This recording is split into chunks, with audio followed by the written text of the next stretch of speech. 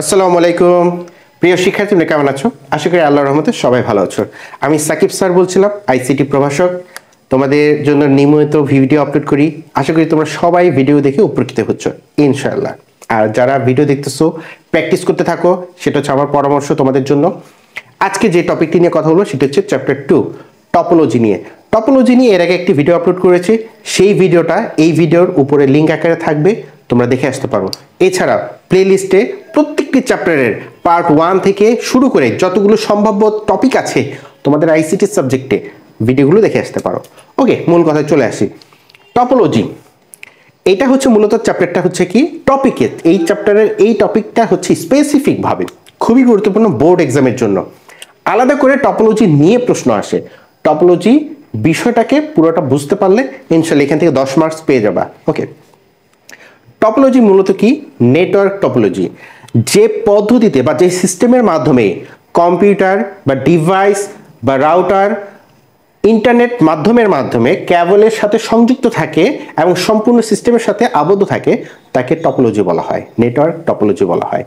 অথবা তুমি সহজ করে বললে, যে সিস্টেমের মাধ্যমে কম্পিউটার, ইন্টারনেট এবং কেবল একই সাথে সংযুক্ত থাকে বা কেবলের মাধ্যমে সংযুক্ত থাকে, তাকে টপোলজি বলে। সিম্পল। এছাড়া আরো কয়েক ধরনের সংজ্ঞা যদি একসাথে বুঝতে চাও এবং পুরো টপোলজি সম্পর্কে সুবিধা অসুবিধা এবং সেটার বৈশিষ্ট্য এই বিষয়গুলো সম্পর্কে সুন্দর একটা লেকচার শিট পেতে চাও, আমাকে হোয়াটসঅ্যাপ নাম্বারে যোগাযোগ করতে পারো। তাহলে ফুল কোর্স 6টা চ্যাপ্টারের লেকচার শিট সহ অনলি ফর 200 টাকা লেকচার শিটটি পেয়ে যাবা, সিকিউ এবং এমসিকিউ ইনশাআল্লাহ। ওকে, তাহলে টপোলজি নিয়ে কথা বলতেছিলাম। সেই টপোলজি জিনিসটা কি? নেটওয়ার্কের মাধ্যমে সকল ডিভাইস কানেক্টেড থাকবে। নেটওয়ার্কের মাধ্যমে বা মূল কেবলের মাধ্যমে সমস্ত কম্পিউটার বা ডিভাইস, ইলেকট্রনিক ডিভাইস কানেক্টেড থাকবে, সেই সিস্টেমটাকে বলা হয় টপোলজি। That's it. টপোলজি কয় প্রকার? 6 প্রকার। টপোলজি হচ্ছে কয় প্রকার? 6 প্রকার। Bus topology, ring topology, tree topology, star topology, mesh topology, hybrid topology. Hybrid topology 1 2 3 4 5 6, এই 6টা টপোলজি বুঝতে হবে। এই 6টা টপোলজি যে বুঝতে পারছে এবং প্রত্যেকটার সুবিধা আছে, অসুবিধা আছে এবং বৈশিষ্ট্য আছে, এগুলো বুঝলে ইনশাআল্লাহ তোমরা এখান থেকে যে সৃজনশীলটা আসবে নির্দ্বিধায় অ্যান্সার করতে পারবা এবং টপোলজি কোনটা এটা ধরতে পারবা। সো সিম্পল কথাটা হচ্ছে, বাস টপোলজি নিয়ে এক একটা করে এক্সাম্পল দিয়ে বুঝতে পারবা। তাহলে কি? যে কোনো একটা হাব থাকবে, তারপর কি একটা মেইন ব্যাকবোন থাকবে, তারপর কম্পিউটারগুলো সংযুক্ত থাকবে, এটা হচ্ছে বাস টপোলজি। তাহলে রিং টপোলজি কি? রিং টপোলজি হচ্ছে কি, এই যে প্রত্যেকটা কম্পিউটারের শুরু এবং শেষ আরেকটি কম্পিউটারের সাথে সংযুক্ত আছে। এখন প্রশ্ন হতে পারে যে স্যার, পরীক্ষায় এগুলো কি আমরা কি পেন্সিল দিয়ে আঁকবো? হ্যাঁ, তোমার যদি কনফিডেন্ট থাকে যে কলম দিয়ে আঁকলে কাটাকাটি হবে না, তখন অবশ্যই তুমি কলম দিয়ে আঁকতে পারো। আর যদি মনে করো যে না, একটু মোছামুছির প্রয়োজন আছে, ভুল হতে পারে, কনফিডেন্সের অভাব আছে, তখন তুমি অবশ্যই পেন্সিল দিয়ে করবা, যাতে খাতাটা নিট অ্যান্ড ক্লিন থাকে, পরিষ্কার থাকে, পরিচ্ছন্ন থাকে, সুন্দর করে চিত্রটা আঁকবা। আর এগুলো হচ্ছে এক একটা ডিভাইস বা কম্পিউটার।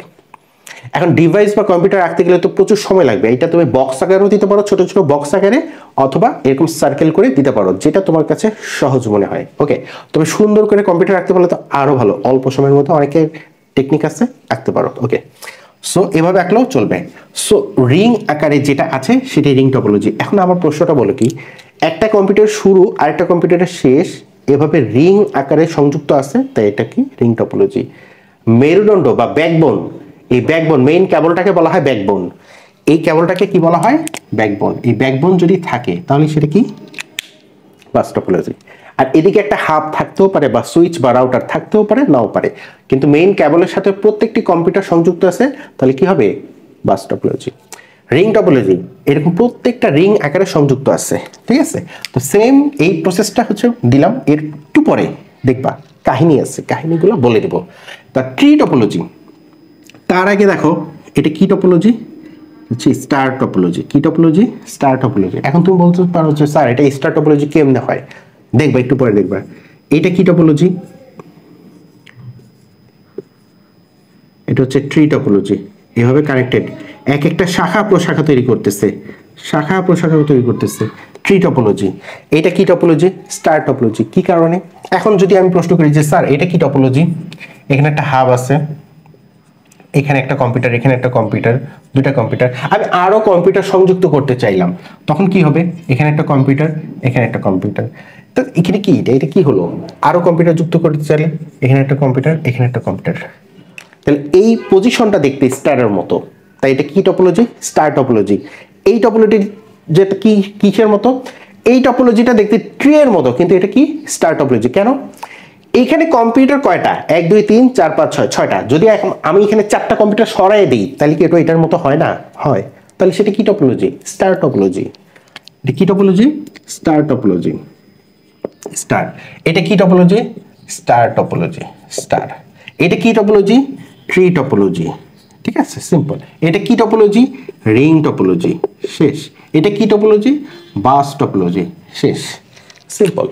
এখন প্রশ্ন আসবে, তাহলে হাইব্রিড টপোলজি কি আর মেশ টপোলজি এগুলো কি? এখন আসতেছি, দেখো জিনিসটা। এখানে কি টপোলজি? এখানে হচ্ছে বাস টপোলজি। কি টপোলজি? বাস। এই বাসের সাথে আমি এখানে আরো দুটো টপোলজি এঁকে দিলাম, মানে আরো দুটো কম্পিউটার সংযুক্ত করলাম, নেটওয়ার্কের মধ্যে আরো দুটো কম্পিউটার বা ডিভাইস সংযুক্ত করলাম, তাহলে কি হবে? এটা কোন টপোলজি?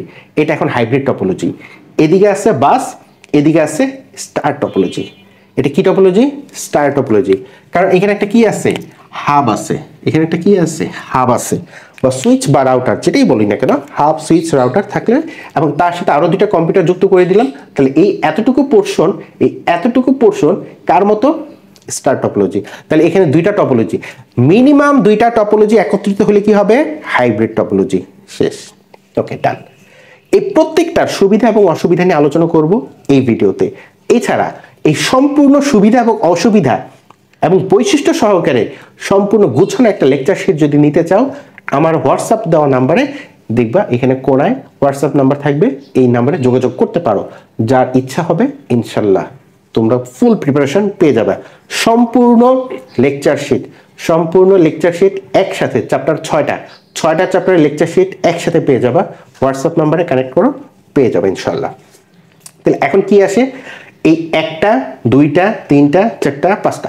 তো এখন মেশ টপোলজিটা নিয়ে কথা বলবো। হাইব্রিড টপোলজি হয়ে গেছে। হাইব্রিড টপোলজি আরেকটু বলি রিভিশনের জন্য, মিনিমাম দুইটা টপোলজি, দুইটা নেটওয়ার্ক টপোলজি একত্রিত হয়ে যে টপোলজি গঠন করে তাকে কি বলে? Hybrid topology. এখন মেশ টপোলজি, এটা কি টপোলজি? Ring topology. এই রিং টপোলজিটা এখানে আরেকবার রাখি, তাহলে বুঝতে সুবিধা হবে। দেখো 1টা 2টা 3টা 4টা 5টা, এই যে এটা কি টপোলজি? একদম শেপটা রিং এর মতো, তাই রিং টপোলজি। কিন্তু আমার কথা হচ্ছে কি, ধরো এটা 1 নম্বর কম্পিউটার, এটা 1 নম্বর কম্পিউটার, এটা 1 2 3 4, এটা 4 নম্বর কম্পিউটার। 1 থেকে 4কে কোনো ডেটা ট্রান্সফার করতে গেলে হয় এদিক দিয়ে যাবে বা এদিক দিয়ে যাবে, ও সরাসরি এর সাথে যেতে পারবে না। যদি সরাসরি যেতে না পারে তাহলে ও ডেটা পাঠাবে হয় এদিক দিয়ে নাহলে এদিক দিয়ে। ঠিক আছে, এইটা বুঝে নাও, এটা হচ্ছে রিং টপোলজির মতো। কিন্তু আমি যদি এ থেকে এ সরাসরি কানেক্ট করে ফেলি, তাহলে কি হবে? জিনিসটা এর সাথে এর সরাসরি কানেক্টেড। ওকে, মেশ টপোলজির দিকে ধাবিত হচ্ছে। তারপরে কি করব? এর সাথে এর কানেক্টেড, এর সাথে এর কানেক্টেড, এর সাথে এর কানেক্টেড, এর সাথে এর কানেক্টেড, প্রত্যেকের সাথে কানেক্টেড। এগুলো অ্যাড হয়ে যাবে, এগুলো গ্যাপ আছে, গ্যাপগুলো ফিল আপ হয়ে যাবে। ঠিক আছে, ওকে, ডান। তাহলে এই কম্পিউটারটা এই কম্পিউটারের সাথে বা এই ডিভাইসের সাথে সরাসরি কানেক্টেড, এর সাথে এর কানেক্টেড, এর সাথে এর কানেক্টেড, প্রত্যেকের সাথে, আবার এর সাথে এর কানেক্টেড, এর সাথে এর কানেক্টেড, এর সাথে এর কানেক্টেড, এর সাথে এর কানেক্টেড। তার মানে প্রত্যেকটি ডিভাইস প্রত্যেকের সাথে যদি কানেক্টেড থাকে এবং সরাসরি যুক্ত থাকে, তাহলে তাকে মেশ টপোলজি বলে। মেশ টপোলজির একটা সূত্র আছে, সেই সূত্রটা হচ্ছে n × n-1 ডিভাইডেড বাই 2।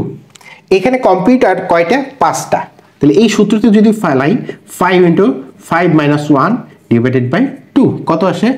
5 × 5 থেকে 1 গেলে থাকে 4, ডিভাইডেড বাই 2, 4 5 20, 20 ভাগ 2 10, অ্যান্সার হচ্ছে 10। অ্যান্সার হচ্ছে কত? 10। তার মানে এই টপোলজিতে কত আসে? 10। 10টি সংযোগ হতে পারে, 10 ভাবে কানেক্টেড থাকে, সিম্পল, এটা অবজেক্টিভে থাকে। তাহলে এই মেশ টপোলজি মানে কি? প্রত্যেকটি কম্পিউটার প্রত্যেকের সাথে কানেক্টেড থাকলে তাকে কি বলা হয়? Mesh topology. ভালো কথা। এখন প্রত্যেকটা জিনিসের সুবিধা এবং অসুবিধা আছে, ছোট্ট করে বলে রাখতেছি, সব ডিটেলসে বললে ভিডিও লেন্থ অনেক বড় হয়ে যাবে, বুঝতে অসুবিধা হবে। আমি মূল কথাগুলো বলে দিচ্ছি, কনসেপ্ট ক্লিয়ার হয়ে যাবে। দেখো, প্রথমে ছিল কি? Bus topology. বাস টপোলজি হয়ে গেছে কি? Hybrid topology. বাস টপোলজি আমি যদি এখানে একটা আঁকি, এখানে একটা হাব আছে, মেইন, ওকে, কম্পিউটার, এগুলো সব কম্পিউটার, ওকে।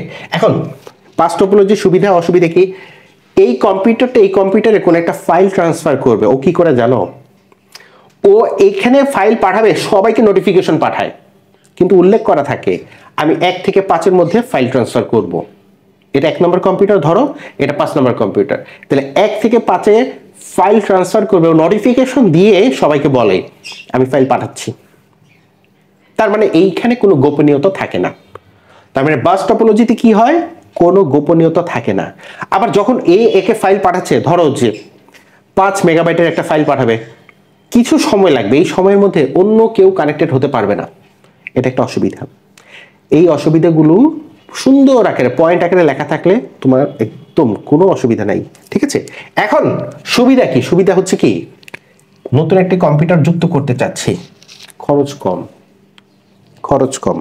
নতুন একটা কম্পিউটার যুক্ত করতে চাচ্ছি, খরচ কম। নতুন একটা কম্পিউটার যুক্ত করাটা সহজ। নতুন একটা কম্পিউটার ডিজাইনে যুক্ত করা বা বাস্তবায়িত করা সহজ। এটা হচ্ছে বাস টপোলজির সুবিধা। ঠিক সেম টু সেম স্টার টপোলজিতেও সহজ। নতুন একটা কম্পিউটার এখান থেকে যুক্ত করে দিলাম, হয়ে গেল, শেষ, সিম্পল। রিং টপোলজিতে কি হবে? এখানে একটা মুছে দিয়ে দিলাম, সহজ। অসুবিধা কি? অসুবিধা আছে, এই যে যখন ও কানেক্টেড হয়েছে তখন পুরো টপোলজিটা বিঘ্নিত হবে, ডাটা ট্রান্সফার করতে পারবে না, সংযোগ বিচ্ছিন্ন অবস্থায় থাকবে, গেল। স্টার টপোলজিতে কি হবে? ওই যে বললাম এটার মতোই, নতুন করে একটা কম্পিউটার যুক্ত করতে চাচ্ছি, যুক্ত হোক, করা সহজ। আবার কি হবে? অসুবিধা কি? হাবটা যদি নষ্ট হয়ে যায়, মেইন সার্ভার নষ্ট হয়ে গেলে প্রত্যেকটি কম্পিউটার বিচ্ছিন্ন থাকবে, টপোলজি থেকে বিচ্ছিন্ন থাকবে বা টপোলজি ডাউন হয়ে যাবে, শেষ। ট্রি টপোলজির সুবিধা কি? যে কোনো সাইট থেকে আমি নতুন নতুন কম্পিউটার বা নোড তৈরি করতে পারি, ট্রি, আরো শাখা প্রশাখা বিস্তৃত করতে পারি। অসুবিধা কি? এইটাকে বলা হয় রুট লেভেলের নোড। এই রুট লেভেলের কম্পিউটার বা ডিভাইসটা যদি নষ্ট হয়ে যায়, পুরো টপোলজি ডাউন হয়ে যাবে, গেল, এটা অসুবিধা। মেশ টপোলজির সুবিধা তো অনেক আছে, মেশ টপোলজির সুবিধা প্রচুর। সবচেয়ে সহজ সুবিধা হচ্ছে মেশ টপোলজি, প্রত্যেক কম্পিউটারের সাথে কানেক্টেড। কোনো কম্পিউটারের সাথে কানেকশন হলে অন্য কম্পিউটার যে বসে থাকবে, বিষয়টা এরকম না। অন্য কম্পিউটারে কি ডাটা ট্রান্সফার করতে পারবে, প্রয়োজন হলে ও ডাটা ট্রান্সফার করতে পারবে। তার মানে যেহেতু প্রত্যেকের সাথে কানেক্টেড, এইখানে কোনো সিস্টেম লস হবে না, সিম্পল কথা। অসুবিধা আছে, এই যে প্রত্যেকের সাথে কানেক্টেড, নতুন একটা ডিভাইস আমি যুক্ত করতে চাচ্ছি, ধরো এখানে একটা ডিভাইস আছে, এর সাথে কানেক্টেড, এর সাথে কানেকশন না দিলে মেশ টপোলজি হবে না, অতটা হাইব্রিড হয়ে যাবে। তাহলে এই কম্পিউটারটা প্রত্যেকের সাথে কানেকশন লাগাইতে হবে, এবং এটা লাগাইতে গেলে সরি, এই কম্পিউটারটা প্রত্যেকটা কম্পিউটারের সাথে সংযুক্ত করতে গেলে অনেক সময় সাপেক্ষ, এটা ডিজাইন করাটা জটিল। এবং এটা ডিজাইন করার পরেও দেখবা এই কেবলটা সংযোগ করতে হবে এর সাথে, সংযোগ করতে হবে এর সাথে, সংযোগ করতে হবে এর সাথে, সংযোগ করতে হবে এর সাথে, সংযোগ করতে হবে এর সাথে। প্রত্যেকের সাথে সংযোগ করার জন্য অনেক তারের প্রয়োজন। এই কেবলটা যেহেতু অতিরিক্ত লাগতেছে, খরচ বেশি। সিম্পলি কথা কি, খরচ বেড়ে যাবে। এই ডিজাইনটা করতে, এখানে ডিজাইন হচ্ছে মাত্র 5টা কম্পিউটার, আর এখানে একটা 6টা কম্পিউটারে যদি এই কষ্ট হয়, 16টা কম্পিউটার থাকলে কি হবে চিন্তা করো, মাথা নষ্ট হয়ে যাবে। তো এই ডিজাইন করাটা কষ্টকর, ইমপ্লিমেন্টেশনে এটা কষ্টকর হবে।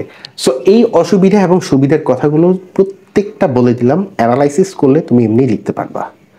তারপরেও শেষ কথা বলে রাখি, গুছানো যদি লেকচার শিট নিতে চাও, হোয়াটসঅ্যাপে নক করতে পারো, ইনশাল্লাহ আশা করি কোনো সমস্যা হবে না, সম্পূর্ণ একটা ভালো প্রস্তুতি হয়ে যাবে।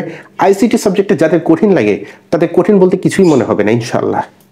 আর তোমরা এই পুরো টপিকগুলো সুন্দর করে লেকচার শিট আকারে নিতে চাইলে নিতে পারো, এবং এখন যারা ভিডিও দেখতেছো তারা নোট করে ফেলো এবং পড়াশোনা করতে থাকো। আইসিটি সাবজেক্ট একদম ইজি হয়ে যাবে, ইজি করে ফেলো ইনশাল্লাহ। আর আমার ইউটিউব চ্যানেলে প্রচুর ভিডিও দেওয়া আছে, দেখতে থাকো। তোমার যে যে টপিকগুলো প্রয়োজন সেগুলো নোট করো আর প্রচুর প্র্যাকটিস করতে থাকো। আজকে এ পর্যন্তই, সবাই ভালো থেকো, সুস্থ থেকো। আসসালামু আলাইকুম।